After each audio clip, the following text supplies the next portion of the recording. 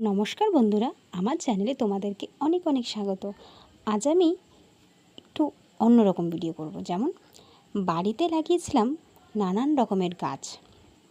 সেটা হচ্ছে এদিকে দেখতে পাচ্ছ, এই যে পুঁই শাক, আর এদিকে লাগিয়েছিলাম হচ্ছে কুমড়ো গাছ। তো বাজার থেকে যে কুমড়ো নিয়ে আসি, সে বীজ থাকে না, সে বীজ লাগিয়ে দিয়েছিলাম। সুন্দর গাছ বেরিয়ে গেছে, সুন্দর সুন্দর। আমাদের ঘরের পিছনেই আমাদের জমি ছোট্ট, তো সেখানেই লাগিয়েছিলাম হচ্ছে লঙ্কা গাছ, বেগুন গাছ। আর এদিক থেকে তোমার ডাঁটা তুলবো কয়েকটা। আর এই যে দেখতে পাচ্ছ ছোট ছোট লঙ্কা গাছ, লঙ্কা গাছগুলো বেশ বড় হয়ে গেছে। আর এদিকে মা তুলছে ডাঁটা। এই ডাঁটা মাছ দিয়ে আজকে রান্না করব, ঝিঙে দিয়ে, জ্যান্ত মাছ, কাতলা মাছ দিয়ে রান্না করব। তো এদিকে মা দেখছিল কোনটা ভালো, কোনটা বড় হয়েছে। যেহেতু বৃষ্টি হয় না তো অনেক দিন, প্রায় ভালো অনেক কয়দিনই বৃষ্টি হয় না, যার কারণে না গাছগুলো বেশি বড় হয়নি। আর দেখো আমি একটা ভাঙতে গিয়ে মাথা ভেঙে গেছে, তো গোড়াটা কোনো মতে কষ্ট করে ভাঙলাম, তারপর মায়ের হাতে দিয়ে দিলাম গাছটা। আর এই যে দেখো সুন্দর বেগুন গাছ, ফুল এসছে।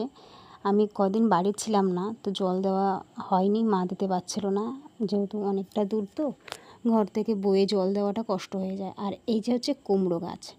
আর এই দিকে দেখো আমার স্পেশাল গাছ হচ্ছে শশা গাছ। মানে অনেক দিন ধরে ভাবছি আমি কবে শশা গাছ লাগাবো। মানে গাছে যে সুন্দর শশা হয়, দেখতে যে এত ভালো লাগে। আর একটা হয়েছে, ওই যে তোমাদের দেখালাম ছোট্ট একটা। তো পরের দিন গিয়েছিলাম, সেদিনও আরেকটা হয়েছে। আমার যে এত ভালো লাগছে দেখতে, কি বলবো। তো সবসময় গিয়ে একটু দেখি, আর তোমার কি বলে, জল দিয়ে আসি মাঝে মধ্যেই, যেহেতু বৃষ্টি হচ্ছে না। যতই জল দিই, একটু বৃষ্টি হলে ভালোই হয়। তো যাই হোক, মা এদিকে সব তুললো, আর আমি আর মা চললাম। এবার এগুলো কাটাকুটা করতে হবে। তো আমি ফ্রিজ থেকে বার করেছিলাম এই যে ঝিঙে, লঙ্কা। তো মা বলছিল এই ঝিঙে দিয়ে আর এই ডাঁটা দিয়ে জ্যান্ত মাছ রান্না করলে খুব ভালো লাগে। তাই বললাম ঠিক আছে চলো, আজকে তাই রান্না করব। তো মাছ আমাদের গ্রামের মধ্যে, তো মাঝে মধ্যে বাজার থেকে তো নিয়ে আসি, আর সব সময় তো বাজার যাওয়া সম্ভব হয় না। তো আমাদের পাড়াতেই আসে একটা কাকু, তো ওনার থেকেই মাছ নেব। তা ওয়েট করছি, তার মধ্যে মা এই যে বসে বসে তোমার ডাঁটাগুলো কাটছিল। আর এদিকে যে ডাঁটার যে শাক দেখতে পাচ্ছ, এই শাকটা মা বলল কুচি কুচি করে ভাজা করবে, মানে শাক। তো আমি বলছি এই শাকের আবার মানে তোমার তেল শাক হবে? বলছে হ্যাঁ, তেল শাক সুন্দর হবে, রসুন দিয়ে করবে, খুব টেস্ট হবে। আমি বললাম ঠিক আছে, আমি তো জানি এই গাছটা যখন ছোট থাকে তখন কচিটা ভালো লাগে। আর মা বলছে কেবল তুলে নিয়ে আসা তো জমির থেকে, দেখবে এই শাকটা খেতে খুব টেস্ট লাগবে। আর সত্যি সত্যি কি বলবো, মানে আমি বিশ্বাস করতে পারিনি যে শাকটা এত সুন্দর লাগবে। তো দেখো এই যে আমার ছোট্ট রান্নাঘর, রান্নাঘরে সব কিছু গুছিয়ে রেখেছি, মা জ্বালানি টালানি সব সুন্দর করে গুছিয়ে রাখে। আমাদের রান্নাঘরটা খুবই সুন্দর, ছোট্ট রান্নাঘর। তো আমি এই যে বাইরে দাঁড়িয়েছিলাম কখন মাছ আসবে, এই দেখো চলে এসছে কাকুটা মাছ নিয়ে।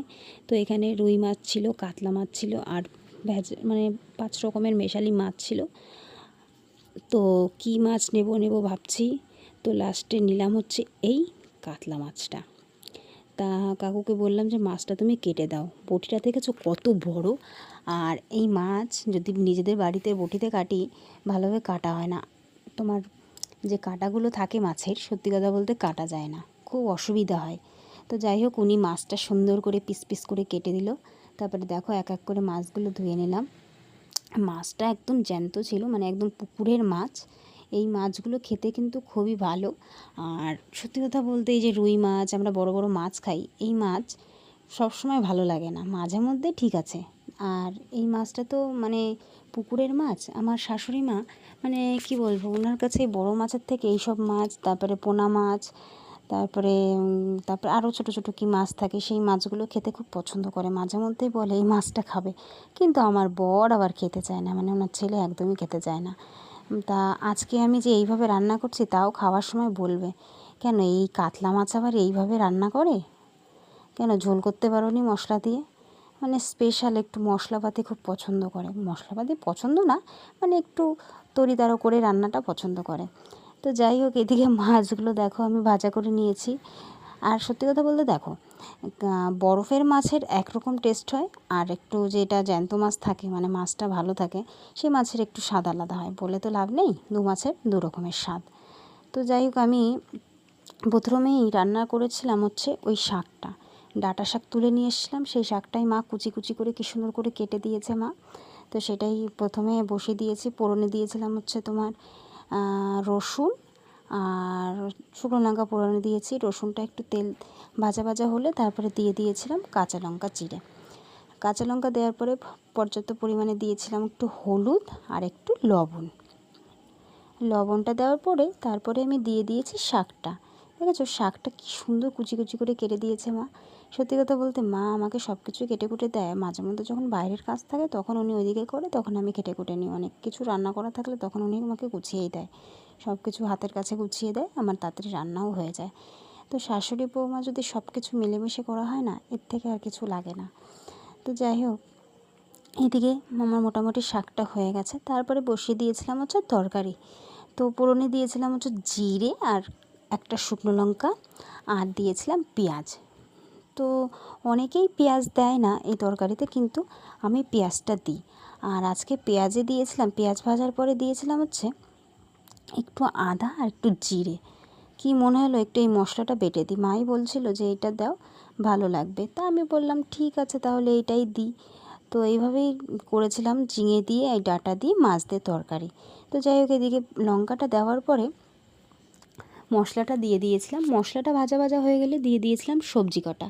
তো আলুটা আগেই প্রথমে ভেজে নিয়েছিলাম। আলুটা ভাজা হয়ে গেলে দিয়ে দিয়েছিলাম ঝিঙেটা আর ডাঁটাটা। ডাঁটাটা এতই ভালো, দেওয়ার সাথে সাথে মানে 1 মিনিটও হয়নি ডাঁটা একেবারেই গলে গেছে। আর যাই হোক, জলটা আমার একটু বেশি দেওয়াই হয়ে গেছিলো সেদিন রান্নায়, বুঝতে পারিনি। তো মাই বলছিল যে জলটা বেশি হয়ে গেছে, একটু ফানসে ফানসে লাগছিলো খেতে। তো কিন্তু যাই হোক, সকালবেলা একরকম টেস্ট, দুপুরবেলা যখন খেয়েছি তখন মোটামুটি ভালোই ছিল, ভালো লাগছিলো। মাই বলছিল যে সকালবেলার স্বাদটা ঠিক বুঝতে পারছিলাম না, কিন্তু সেকেন্ড টাইম যখন খেলাম তখন ভালোই লেগেছে। তো যাই হোক, সবসময় তো আর এক রান্না হয় না, চেষ্টা করি ভালো করার জন্য। ভালো হলে ভালো, না হলে আর কী করার, কিছু করার নেই। তো যাই হোক, এইভাবেই রান্নাটা কমপ্লিট করলাম। তো এইভাবেও তোমরা ট্রাই করে দেখতে পারো, কিন্তু পর্যাপ্ত মানে একটু জল কম দিও, যেহেতু সবজিগুলো টাটকা তো জলটা বেশি লাগে না, অল্প জলেই তোমার তরকারিগুলো একটু গলে যায়। তো যাই হোক, তারপর পরই মাছটা দিয়ে জাল দিয়ে তরকারিটা আমি নামিয়ে দিয়েছি। আর এদিকে দেখতে পাচ্ছ পেঁয়াজ ভাজা করছিলাম। পেঁয়াজ মানে তোমার একটু মাছের তেল ছিল, সেটাই ভাজা করেছিলাম। আর এদিকে দেখো, সব কিছু আমি গুছিয়ে নিয়ে চলে এসেছি, আর এদিকে সবাইকে খেতে দেবো, আর আমিও খেতে বসে পড়েছিলাম। সব কিছুই ভালো হয়েছিল। যাই হোক, ভিডিওটা এই পর্যন্ত শেষ করলাম বন্ধুরা, ভালো থেকো।